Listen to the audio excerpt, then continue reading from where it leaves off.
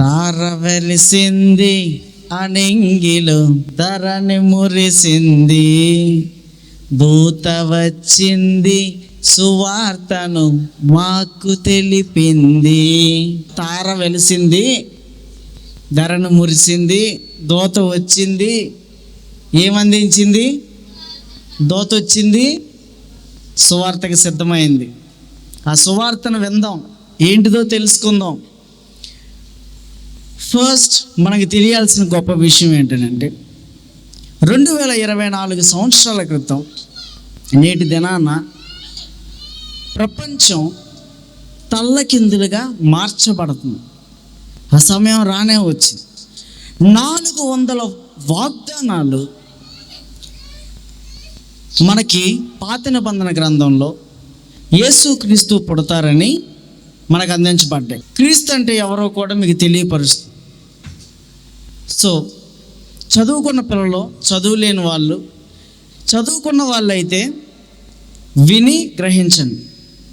చదువులేని వాళ్ళు వినుట వలన విశ్వాసం పెరుగుద్ది.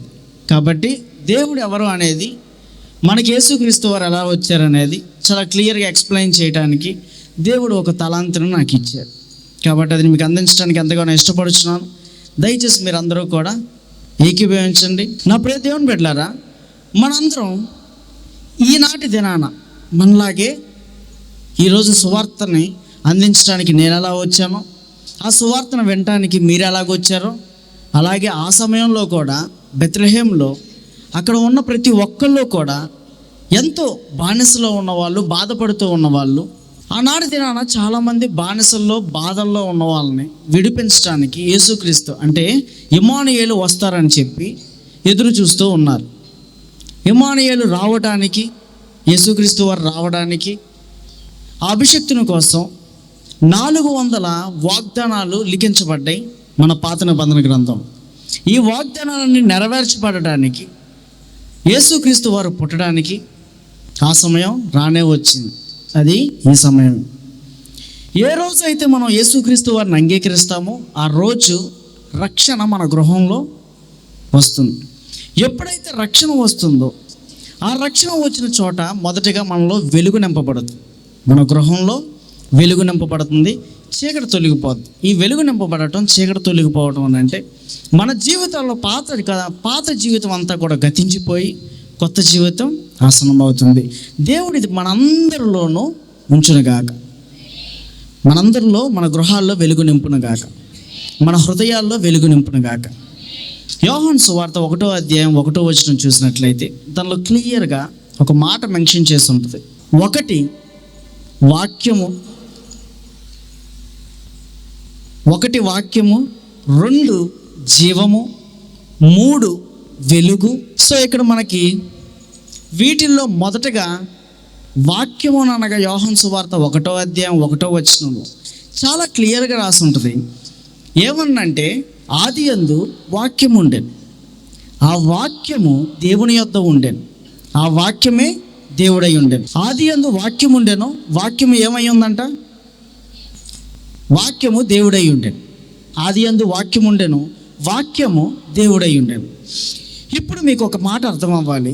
ఆదియందు ఏముంది? ఈ భూమి సృష్టి ఏమి సృష్టించక ముందు ఏముంది అని అంటే వాక్యమే ఉంది. ఏముంది? వాక్యం మీన్స్ ఒక శబ్దం ఉంది. ఆ శబ్దంలో నుంచి పుట్టింది ఒక వాక్యం. వాక్యం అనగా చదువు. ఏంటిది? చదువు. వాక్యంలో నుంచి పుట్టింది చదువు. చదువు అనగా మనకి నేర్పించేది ఏంటి అని అంటే జ్ఞానము. ఎందుకు చదువుకోమంటారు తల్లిదండ్రులు మనల్ని అని అంటే జ్ఞానం నేర్చుకోవడానికి. ఈ వాక్యం మనల్ని ఏం చేసిద్ది అని అంటే జ్ఞానంలోనికి తీసుకెళ్ళిద్ది. అంటే ఇప్పుడు మన జీవితంలో ఏదైతే లేదో, అంటే ఏ వాక్యం అయితే లేదో, చదువుకోని వాళ్ళు ఎవరంట? మూర్ఖులతో సమానం అంట. చదువుకోని వాళ్ళు మూర్ఖులు. ఈ చదువుకోని వాళ్ళకి జ్ఞానం ఉండదు. అంటే ఏం మాట్లాడాలో ఒక ప్రాపర్ వే తెలియదు, ఒక డిసిప్లిన్ తెలియదు, బట్టలు సరిగ్గా వేసుకోవటం తెలియదు, ఒక మాట తీరు తెలియదు, ఒక చక్కటి ఏదైనా సరే ఒకటి తయారు చేయటం కూడా వాళ్ళకి చేత కాదు. ఇవన్నీ కూడా రావాలి అని అంటే వాక్యమై ఉండాలి. ఇప్పుడు ఒక మెట్రో ట్రైన్ తయారు చేశారు. మన పాతకాలంలో చిన్నది మీటర్ గేజ్ బళ్ళు అని చిన్న ఉండే, పట్టాలు చిన్నగా ఉండి చిన్న ఉండే. ఈ చిన్న పట్టాలు ఇప్పుడు పెద్ద పట్టాల మీద నడుస్తున్నాయి. అందులోనూ ఇప్పుడు బుల్లెట్ ట్రైన్స్ వచ్చినాయి, గంటకి 500 కిలోమీటర్లు నడిచేంత. అలాగే మన చిన్నప్పుడు కాదు, 2000 సంవత్సరంలో మొదటగా మొబైల్స్ వచ్చినాయి. ఈ మొబైల్స్ చిన్నది కీప్యాడ్ మొబైల్స్ వచ్చాయి. ఈ కీప్యాడ్ మొబైల్స్ ఈరోజు ఆండ్రాయిడ్ మొబైల్స్గా అయిపోయినాయి. అంటే ప్రపంచాన్ని తీసుకొచ్చి మన చేతుల్లో పెట్టేంత వాక్యం ఎంతలా తీసుకొచ్చింది అని అంటే ప్రపంచాన్ని మన చేతిలో పెట్టాను. ఇదంతా వీళ్ళు ఎలా తయారు చేయగలిగారు అని అంటే చదువు ద్వారానే చేయగలిగారు. కాబట్టి చదువుకున్న వాళ్ళల్లా ఏంటి అని అంటే దేవుని యొక్క జ్ఞానాన్ని పొందుకుంటున్నారు. ఇప్పుడు మీకు ఒక డౌట్ రావచ్చు, ఈ చదువు ఏం చేస్తుంది? ఈ చదువు జ్ఞానాన్ని ఇచ్చి ఈ జ్ఞానం కాస్త మనల్ని వెలుగులోకి తీసుకెళ్ళింది. హల్లెలూయా. ఏం చేసేది? చదువుకున్న వాళ్ళు ఎన్నో తయారు చేస్తూ ఉంటారు, ఎంతో అభివృద్ధి చేస్తూ ఉంటారు, ఎన్నో మనకి నేర్పిస్తూ ఉంటారు. ఇప్పుడు ఈ ఆది అందు ఏముంది? వాక్యం ఉంది. ఆ వాక్యం ఏమై ఉంది? దేవుడై ఉన్నాడు. హల్లెలూయా. ఆ దేవుడు ఇప్పుడు 400 వాగ్దానాలు నెరవేర్చబడ్డాయి కదా. ఈ 400 వాగ్దానాలు ఏమి నెరవేర్చబడ్డాయి అంటే వాక్కు మీ మధ్యకి స్వతంత్రాన్ని తేబోతుంది. హల్లెలూయా. అప్పుడు దాకా వాక్యం అందరికీ అందించబడలేదు, వాక్యం అందరూ చదువుకోలేదు, చదువు ఎవరు కూడా పెద్దగా చదువుకోలేదు. ఇప్పుడు ఆ చదువు మనకేం తేబోతుంది అని అంటే స్వతంత్రాన్ని తేబోతుంది. అంటే ఎవరైనా చదువుకోవచ్చు, ఎవరైనా జ్ఞానాన్ని పొందుకోవచ్చు, ఎవరైనా సరే ప్రయోజకులు అవ్వచ్చు, ఎవరైనా కుటుంబాన్ని నిలబెట్టుకోవచ్చు. ఈ చదువుతో మనం ఏమి నేర్చుకోగలమనంటే మూర్ఖత్వాన్ని విడిచిపెట్టి జ్ఞానంలోనికి నడవగలం. హల్లెలూయా. కాబట్టి నా ప్రియ దేవుని బిడ్డలారా, చదువుకోని బిడ్డలు ఎవరైనా ఉంటే, చదువుకునే వాళ్ళు ఉంటే చదువుకోండి, చదువుకోని బిడ్డలు ఎవరైనా ఉంటే చదువుకోవడానికి ప్రయత్నించండి. చదువుకున్న వాళ్ళు ఇంకా ఏదో ఒకటి చదవడానికి ప్రయత్నించండి. మోరుగా మనం చదవాల్సింది ఏంటంటే బైబిల్ని చదువుతూ ఉంటే, పరిశుద్ధ గ్రంథాన్ని ఎప్పుడైతే చదువుతూ ఉంటామో మనకి దేవుడు జ్ఞానాన్ని బోధిస్తూ ఉంటాడు. అందుకనే ఎవరైతే వాక్యాన్ని చదువుతూ ఉంటారో దేవారాత్రములు ధ్యానించేవాడు ధన్యుడని కీర్తన గ్రంథంలో మనం చదువుకుంటాం, 1వ అధ్యాయంలో. కాబట్టి నా ప్రియ దేవుడా, సో చదువు వల్ల ఉపయోగం ఏంటి అని అంటే మనకి దేవుడు జ్ఞానాన్ని ఇస్తాడు. ఇప్పుడు ఈ చదువు మనకి జ్ఞానాన్ని ఇచ్చి వెలుగులోకి తీసుకెళ్తుంది కదా. ఈరోజు ఈ చదువు ఏమైపోయింది అని అంటే మనిషిని చీకట్లోకి తీసుకెళ్ళిపోతుంది. దేవుడు అబ్రహాము గారికి కలలో వాక్య రూపాన కనపడ్డాడు.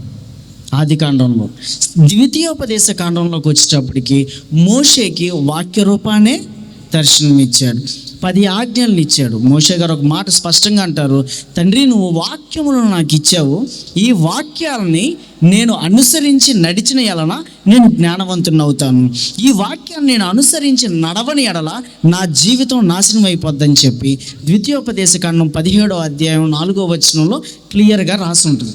అయితే అది ఇంటికి వెళ్ళి చదువుకోండి. ఇప్పుడు చదువుకోలేని వాళ్ళు వినటానికి ప్రయత్నించండి. వాళ్ళు విశ్వాసంలోకి నడుస్తూ ఉంటారు, విశ్వాసంలో నిలబడగలుగుతారు. ఎవరైతే చదువుకున్న వాళ్ళు ఉంటారో వాళ్ళు వాక్యాన్ని చదవడానికి అలవాటు చేసుకోండి. రోజు అన్నం ఎలాగైతే తింటామో, ఉదయాన్నే లేచి మన పనులకి ఎలాగైతే వెళ్తామో, ఉదయాన్నే లేచి అన్ని ప్రిపరేషన్స్ ఎలాగైతే గృహంలో చేసుకుంటూ ఉంటామో, అలాగే ఈ వాక్యం కూడా మన అలవాటులో ఒక పద్ధతిగా మారిపోవాలి. హల్లెలూయా. వీలైనంత మటుకు చదవటానికి ప్రయత్నించండి. ఒకవేళ చదువు రాని వాళ్ళు ఎవరైనా ఉంటే ఆ మొబైల్స్లో ఈరోజు వాక్యం చెప్తూనే ఉన్నారు పెద్దలందరూ, మన సేవకులు రోజు ఒక వాక్యం పెడతానే ఉన్నారు. ఆ వాక్యాన్ని వినడానికి ప్రయత్నించండి. ఈ వినుట వలన కూడా విశ్వాసం పెరిగి మన జీవితాల్లో దేవుడు వెలుగుని నింపుతాడు. హల్లెలూయా. ఎప్పుడైతే ఈ వాక్యం మన మధ్యలోనికి వచ్చిందో ఆ వాక్యం ఏమై ఉందనంటే దేవుడై ఉన్నాడు. ఆ వాక్యం మనల్ని జీవంలోనికి నడిపిస్తుంది, ఎలా బ్రతకాలో నేర్పిస్తుంది. వాక్యం మనల్ని ఏం చేస్తుందనంటే బ్రతకడం నేర్పిస్తుంది. ఆ వాక్యం బ్రతకడం నేర్పించి మన కుటుంబాన్ని వెలుగులోకి తీసుకెళ్తుంది. హల్లెలూయా. చదువుకున్న వాడు నేటి దినాల్లో 10 ఆజ్ఞలు ఉన్నాయి కదా. ఈ 10 ఆజ్ఞల్లో దేవుడు చెప్పిన మాట దొంగతనం చెయ్యొద్దు. ఈ చదువే నేటి దినాల్లో సైబర్ క్రైమ్గా మారిపోయి దొంగతనం చేస్తున్నారు. మనల్ని పట్టపగలే. ఇంతకుముందు మన చిన్ననాటి కాలంలో దొంగతనం అంటే రాత్రులు చేసేవారు, 2 గంటల సమయంలో వచ్చేవాళ్ళు. ఈ సమయంలో చదువు ఎక్కువైపోయి, జ్ఞానం ఎక్కువైపోయి, ఆ చదువే దేవుడని తెలియక ఆ జ్ఞానాన్ని పొందుకొని వీళ్ళు చీకటిలోకి వెళ్ళిపోతున్నారు. సైబర్ క్రైమ్, ఒక ఓటీపీతోనే మన అకౌంట్లో ఉన్న డబ్బులన్నీ తీసేసుకుంటున్నారు. బిడ్డలకి చెప్పండి, చదువు అనేది జ్ఞానాన్ని ఇచ్చింది తల్లిదండ్రులని నీ జీవితాన్ని నిలబెట్టుకోవడానికి కానరా, దొంగతనం చేయడానికి కాదు అని చెప్పి నీ బిడ్డలకి చెప్పండి. అలాగే ఈరోజు నేను బయట దేశాల్లో చూస్తూ ఉంటాను, ఇదే చదువుని నేర్చుకొని ఇంగ్లీష్లో మాట్లాడతా వ్యభిచారంలోకి దిగిపోయే వాళ్ళు చాలామంది ఉన్నారు. చాలామంది ఆ పబ్బుల వెనకాల తిరుగుతా, వాటి వెనకాల తిరుగుతా. చదువు జ్ఞానంలోకి పెంచుతుంది, కానీ ఆ జ్ఞానం ఏం చేస్తుందంటే చీకటిలోకి తీసుకెళ్ళిపోతుంది. ఆ వాక్యమే నేడు మన మధ్యలో తిరుగుచున్నది. కానీ ఒకసారి మీరు అదే యోహాను సువార్త 1:3 చూసినట్లయితే, ఆ వెలుగు లోకంలో తిరుగుచున్నది కానీ చీకటి దానిని గ్రహించలేకపోతున్నది. హల్లెలూయా. కాబట్టి నా ప్రియ దేవుని బిడ్డలారా, ఈరోజు ఆ వాక్యం మన మధ్యలో నివసిస్తుంది కానీ చీకటి దాన్ని గ్రహించలేకపోతుంది. ఈ చదువు లేని వాళ్ళనంటే చీకటిలో ఉండిపోతున్నారు. మాకేం చదువు లేదు, మేమేం చదువుకోలేదు, మాకు ఉద్యోగం ఎవరిస్తారు అన్న ఆలోచనలో వాళ్ళు చీకటిలోకి వెళ్ళిపోతున్నారంటే అర్థం ఉంది. ఈ చదువుకున్న వాడు కూడా చీకటిలోకి వెళ్ళిపోతున్నాడు, వాడి జీవితాన్ని వాడే కోల్పోతున్నాడు. ఆ చీకటిలో నుండి బయటికి వెలుగులోకి రప్పించడానికి దేవుడి యొక్క ప్రయత్నం, ఆ వాక్యమే కృపా సత్య సంపూర్ణుడిగా మన మధ్యలో నివసించడానికి వచ్చాడు. హల్లెలూయా. ఒకసారి చూడండి, ఒకసారి యోహాను సువార్త 1:14 చదువు.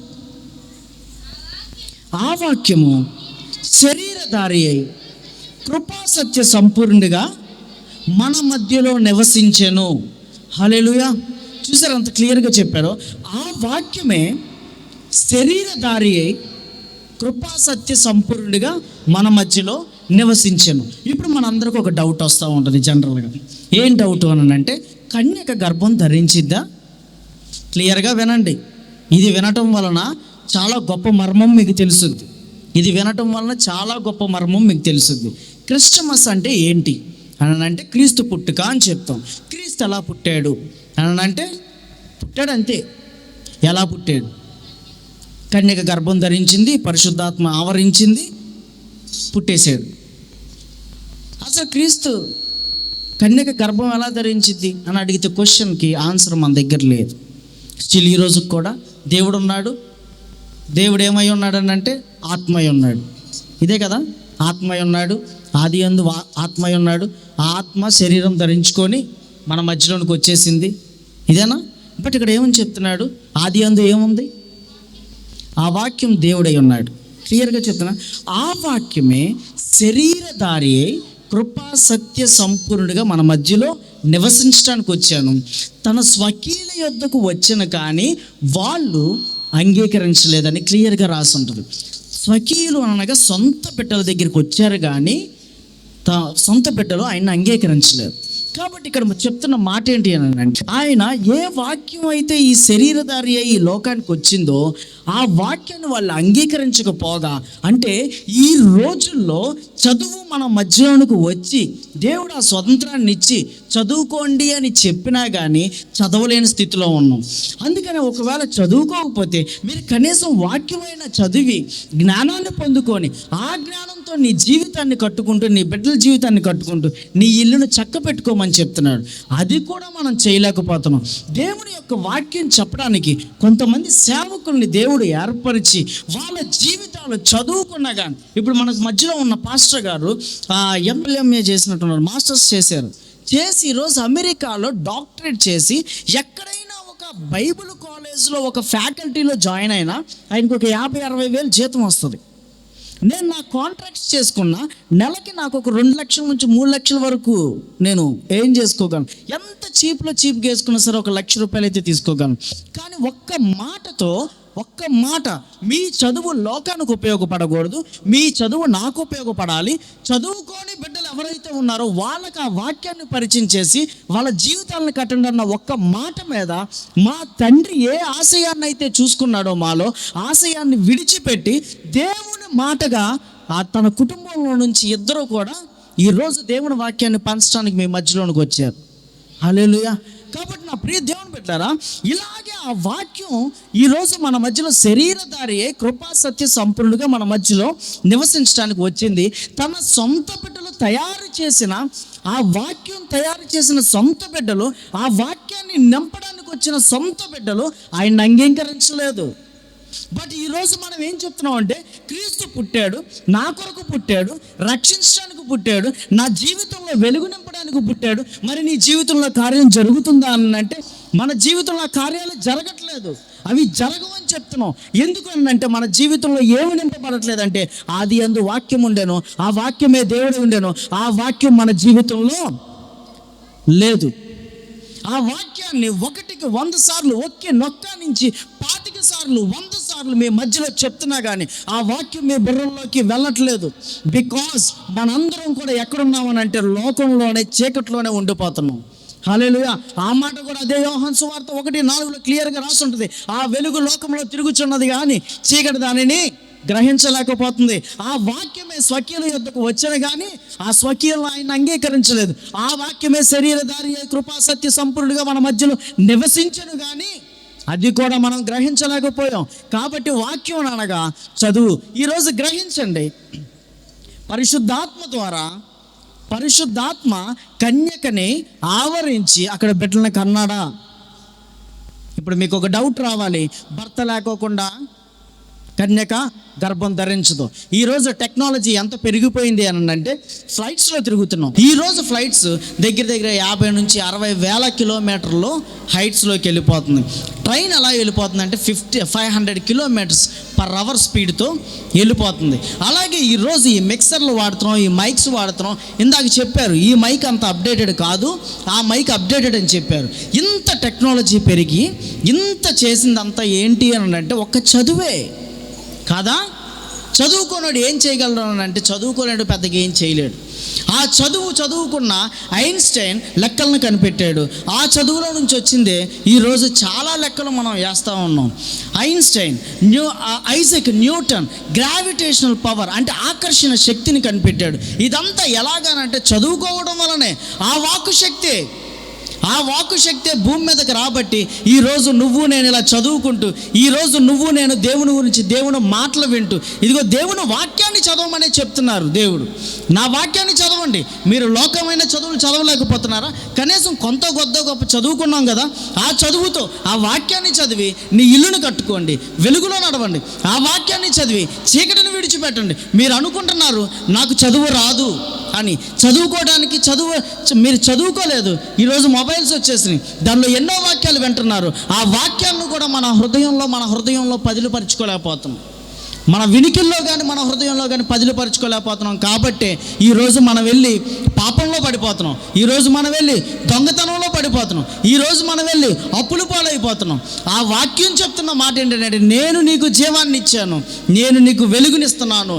ఆ వాక్యమే నేడు శరీరధారి ఎలా వచ్చింది అని అంటే పరిశుద్ధాత్మ ఆవరించడం అనేది కాదు, కానీ కణాలను ఎక్కించి బిడ్డనికి అంటున్నారు. కన్యక గర్భం ధరిస్తుంది. ఎలాగా? కణాలను ఎక్కించి, వేరే వాళ్ళ కణాలను ఎక్కించి కన్యక గర్భం ధరించి అంత టెక్నాలజీ వచ్చేసింది.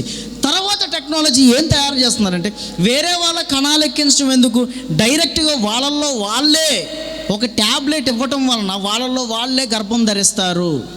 కన్యక గర్భం ధరించిందా లేదా? ఆ మాట ఈరోజు మనం వింటున్నాం, సరోగసి అన్న పేరుని.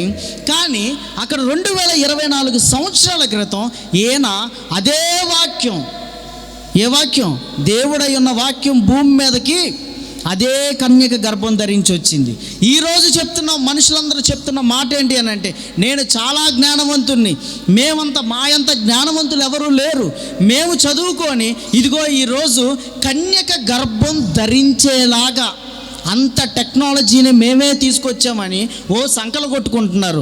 బట్ అందరూ అర్థం కాని వాళ్ళు ఏమంటున్నారంటే పరిశుద్ధాత్మ ఎలా ఆవరించి కన్యక గర్భం ధరించిద్ది అని అంటున్నారు. ఈరోజు అదే మనుషులు అదే కన్యకలో గర్భాన్ని ధరింపజేస్తున్నారు. హల్లెలూయా. చూసారా? అదే వాక్యం ఆనాడు వచ్చింది, ఎవరో నమ్మట్లా. స్టిల్ ఈరోజు కూడా ఎవరో నమ్మలేకపోతున్నారు. చదువుకున్నవాడు నమ్మట్లేదు, చదువుకొని నేను జ్ఞానవంతుని అనుకుంటున్నాడు. చదువు లేనివాడు నమ్మట్లేదు, ఎందుకంటే చదువు లేకపోయినా నేను జ్ఞానవంతుని అనుకుంటున్నాడు. కానీ ఇక్కడ వాక్యం చెప్తున్న మాట ఏంటి అనంటే ఆ వాక్యమే కృపా సత్య సంపూర్ణుడిగా శరీరధారి మన మధ్యలోనికి వచ్చి అదే వాక్యాన్ని మనకు అందించింది. అదే ఈ పరిశుద్ధ గ్రంథం. ఈ పరిశుద్ధ గ్రంథ లేఖనాల్లో ఆయన చెప్తున్న మాట ఒకటే, ఏంటి అనంటే ఆదియందు వాక్యం ఉండెను, ఆ వాక్యమే నేనై ఉండెను. ఆ వాక్యమే నేడు ఈరోజు రాత్రి ఎవరినైతే మనం అనుసరించి ఈరోజు రాత్రి ఆరాధన పెట్టామో ఆ వాక్యము ఈరోజు మన మధ్యలో నివసించింది. ఇప్పుడు మనం అనుకుంటున్నాం ఆయన తిరిగి లేచి తిరిగి వెళ్ళిపోయాడని, బట్ ఆయన అన్న మాట ఆదరణకర్తగా నేను మళ్ళీ మీ మధ్యలోనే ఉన్నాను. అదే ఆదరణకర్త పరిశుద్ధాత్మ ఇదే పరిశుద్ధ గ్రంథం. ఇది కనుక మీరు చదివినట్లయితే మీ జీవితం కట్టబడుద్ది.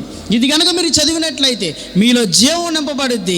ఆ జీవం దేవుడు వెలుగుగా మిమ్మల్ని మీ కుటుంబాన్ని నిలబెట్టబోతున్నాడు. కాబట్టి నా ప్రియ దేవుని బిడ్డలారా, మీరు గమనించండి, పరిశుద్ధాత్మ ద్వారా ఆవరించగలిగిన శక్తి వాక్కు శక్తికి ఉంది. వాక్యం ఏం చేయగలదంటే నీ అప్పులు తీర్చగలదు. వాక్యం ఏం చేయగలదంటే కన్యకి గర్భం ధరించగలదు. ఈ వాక్యం ఏం చేయగలదనంటే ఉద్యోగం లేని వాడికి ఉద్యోగం ఇప్పించగలదు. ఈ వాక్యం ఏం చేయగలదనంటే ఏమైనా చేయగలదు. కనబడుతుందా కళ్ళ ముందు? వాక్యం ఏమైనా చేయగలదు. ఈ వాక్యానికి అసాధ్యమైంది ఏదీ లేదు. మన దేవుడికి అసాధ్యమైంది ఏదైనా ఉందా? ఆ దేవుడు ఎవరు? వాక్యమే. ఆ వాక్యమే శరీరధారి వచ్చి ఆదరణకర్తగా మన మధ్యలో నివసించి ఈరోజు మనకి జ్ఞానాన్ని ఇవ్వడానికి కూడా ఇష్టపడుతున్నాను. ఈరోజు రాత్రి కూడా చెప్తుంది మాట ఏంటి అని అంటే, క్రిస్టమస్ జరుపుకోవడం కాదు, ముందు మీరు జ్ఞానం పెంచుకోండి. క్రిస్టమస్ జరుపుకోవడం కాదు, ముందు నేనెవరో తెలుసుకోండి. క్రిస్టమస్ జరుపుకోవడం కాదు, ముందు మీ జీవితాలు కట్టుకోండి. క్రిస్టమస్ జరుపుకోవడం కాదు, మీలో జీవాన్ని నింపుకోండి. క్రిస్టమస్ జరుపుకోవడం కాదు, మీ కుటుంబాన్ని వెలుగులోకి తీసుకెళ్ళండి. మనం చేసే ప్రతి తప్పు ఎలా ఉంటుంది అని అంటే, ప్రతి మాటకి ప్రతి తప్పుకి కూడా ఆయన ఈ రోజుకి మనం సిలువ వేస్తూనే ఉన్నాం. స్టిల్ ఈరోజు కూడా క్రిస్టమస్ అన్న మాటతో బయట తాగేవాళ్ళు చాలామంది ఉన్నారు, బయట పాపం చేసేవాళ్ళు చాలామంది ఉన్నారు. కానీ ఆయన చెప్తున్న మాట ఏంటంటే, మీకు వాక్కునిచ్చాను, ఆ జ్ఞానాన్ని మీకే ఇచ్చాను, ఆ వెలుగును కూడా నేనే నింపాను, కానీ అది మీరు గ్రహించలేకపోతున్నారు. Because you are all in the darkness. మనందరం కూడా చీకట్లో ఉన్నాం. చదువుకున్నవాడు మంచి జ్ఞానం పొందుకొని మంచి పొజిషన్కి వెళ్ళిపోతున్నాడు. వాళ్ళు నీతిమంతులైతే మంచి స్థితిలోకి వెళ్ళిపోతున్నారు. వాళ్ళు అవినీతి పరులైతే అడ్డమైన పనుల్లోకి వెళ్ళిపోతున్నారు. అదే చదువుకొని అంటే వాళ్ళందరూ చీకట్లో ఉంటున్నారు. జ్ఞానం సంత వీధుల్లో తిరుగుతుంది, కానీ మనుషులు దాన్ని గ్రహించలేకపోతున్నారు. Because we are all in the darkness. మనందరం కూడా చీకట్లో ఉండబట్టి. నా ప్రియ దేవుని బిడ్డలారా, చదవండి పరిశుద్ధ గ్రంథాన్ని చదవండి. పరిశుద్ధ గ్రంథ లేఖనాల్లో మనకి చాలా జ్ఞానం దేవుడు ఇమర్చి ఉన్నాడు. ఆ వాక్యం మన మధ్యలో నివసిస్తుంది. ఎవరైతే నోటి మాటలు స్పష్టంగా మాట్లాడుతున్నారు, రే పౌలుగా అని అన్నాను అనుకో, వాడి కోపం వచ్చింది. రే పౌలు, ఏంట్రా నీ బ్రతుకు, నువ్వేంట్రా చేసేది, సన్నాసిలాగా బ్రతుకుతున్నావురా అని అన్నా అంటే వాడి కోపం వచ్చింది. వాడి జీవితాన్ని మనం ఎలా కట్టాలంటే, పాల్ నువ్వు ఖచ్చితంగా ఉన్నత స్థాయిలో ఉంటావు. నువ్వు ఏదో ఒక రకంగా ఒక రోజుకి మంచి స్థితిలోకి వెళ్తావు. వీలైతే చదువుకోవడానికి ప్రయత్నించు, కాన్సన్ట్రేషన్ చేయడానికి ప్రయత్నించు అని ఎప్పుడైతే మంచి మాటలు చెప్పి వాడిని ఎంకరేజ్ చేస్తాం, వాడి జీవితం కట్టబడుతూ ఉంటుంది. వాడి జీవితంతో పాటు వాళ్ళ తల్లిదండ్రుల జీవితాన్ని కూడా వాడు అలాగే తీసుకొని వెళ్తాడు. కొంతమందికి ఉపయోగకరంగా మారిపోతాడు. కాబట్టి నా ప్రియ దేవుని బిడ్డలను చదివించడానికి ప్రయత్నించండి. వాళ్ళ చదువులకి వాళ్ళకి 100 సార్లు చెప్పండి. మీరు కూడా బైబిల్ని చదవడానికి ప్రయత్నించండి. సినిమాలు చూస్తేనో, సీరియల్స్ చూస్తేనో, మరి ఇంకేమైనా చూస్తేనో, మీరు షార్ట్స్ చూస్తేనో, సినిమా బిట్స్ చూస్తేనో మీకు జ్ఞానం రాదు. వాటి వల్ల యూజ్ లేదు. పిల్లలకి ఈరోజు మొబైల్స్ ఇచ్చేస్తున్నాం, వాళ్ళు ఏం చూస్తున్నారో తెలియట్లేదు. చిన్న వయసులోనే మంచి చెడ్డల్ని తెలివినిచ్చి ఫలాన్ని వాళ్ళు తినేస్తున్నారు. వాళ్ళు ఆ తినేసింది కాక బయట యవ్వన కాలంలో ఉన్నప్పుడు వాళ్ళ జీవితాలు ఎలా అయిపోతున్నాయి అంటే, వాళ్ళు తల్లిదండ్రులను కాదని చెప్పేసి వాళ్ళ ఇష్టానుసారమైన జీవితాల్లోకి వెళ్ళిపోతున్నారు. ఇక్కడ ఉన్న వాళ్ళే, ఈ బయట ఉన్న వాళ్ళే చాలామంది భయంకరంగా తల్లిదండ్రులను విడిచిపెట్టేసి తాగుడుకు బానిస అయిపోతున్నారు, గంజాయికి బానిస అయిపోతున్నారు, ఇష్టానుసారమైన వాటిలో డార్క్నెస్లోకి వెళ్ళిపోతున్నారు. ఎందుకు అనంటే, తల్లిదండ్రులు ఏమంటారంటే, మేము చదువుకోలేదురా, మీరు చదువుకోండి అని చెప్తున్నారు.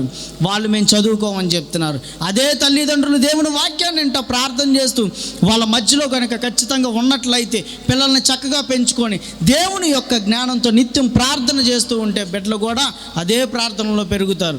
కాబట్టి మీ బిడ్డలు ఎవరైతే ఉన్నారో, యవ్వనస్తులు ఎవరైతే ఉన్నారో, వాళ్ళకి మరీ చెప్తున్నాను, మీరు చదువులో మధ్యలో ఆపేయొద్దు. చదువు దేవుడు ఇచ్చిన జ్ఞానం, దాన్ని చదవండి. ఇగో ఈ పరిశుద్ధ గ్రంథాన్ని చదువుతూ ఉండండి. ఈ పరిశుద్ధ గ్రంథం మనకి చాలా జ్ఞానాన్ని ఇచ్చింది. ఈ జ్ఞానం మన జీవితాలను నిలబెట్టుద్ది. ఇదే క్రిస్టమస్. ఇదే వాక్యం మనల్ని రక్షించిద్ది పాపం నుండి. ఇదే వాక్యం మన జీవితాలను మార్చుద్ది. ఇదే వాక్యం మనకి కావలసినవన్నీ కూడా ఒక్క రాత్రిలో చేయగలరు. హల్లెలూయా. దేవుడు ఇచ్చిన మాటలు దీవించి ఆశీర్వదించి మీ హృదయాల్లో పదిలపరచునుగాక. ఆమేన్.